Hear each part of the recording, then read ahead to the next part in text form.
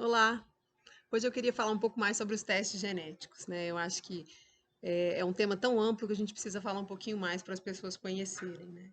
Então, os testes genéticos vão desde exames comerciais, que a gente sabe que são voltados muito mais para características físicas, né, para as pessoas descobrirem coisas não relacionadas à doença, como alguns testes hoje em dia que a gente consegue descobrir da sua árvore genealógica para saber de onde você veio. Então, assim, se você tem qual é a sua descendência, se você tem genes mais de característica europeia, se você tem genes de característica africana, de índios americanos, por exemplo, qual é a sua mistura genética, do que você é feito, que eu acho que é extremamente importante, interessante da gente descobrir, né?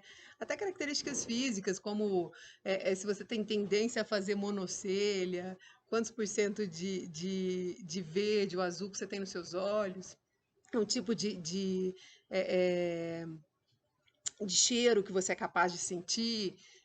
Então, assim, são exames muito interessantes, mas que não têm um fundamento ainda voltado para a doença.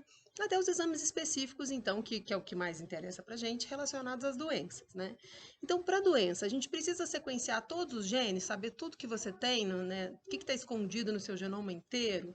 Não, até porque a gente não sabe o que fazer com muitas informações ainda, né? É tudo muito novo. Mas para algumas doenças, a gente já sabe exatamente quais genes estão associados e o que isso pode dizer para sua doença. Então, a gente já sabe, por exemplo, quando a gente encontra uma mutação genética, que a sua doença vai ser uma doença tranquila, vai ser uma doença leve, e a gente já sabe que quando a gente encontra outros tipos de mutação, a gente tem que ficar mais atento, a gente tem que fazer exames com mais frequência, e isso no câncer tem uma utilidade incrível, né? Porque se a gente pega, por exemplo, uma síndrome genética na família de hereditariedade no câncer, a gente consegue saber aonde a gente precisa vigiar.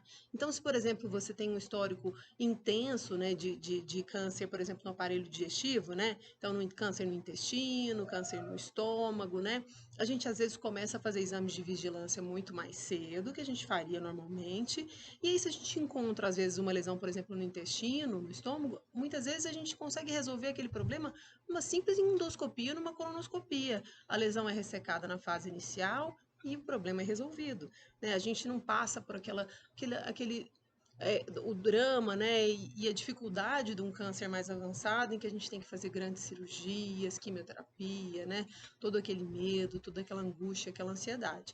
Então, esse que é o objetivo desses exames genéticos, a gente pegar e saber o que prevenir, saber quando prevenir e aonde procurar.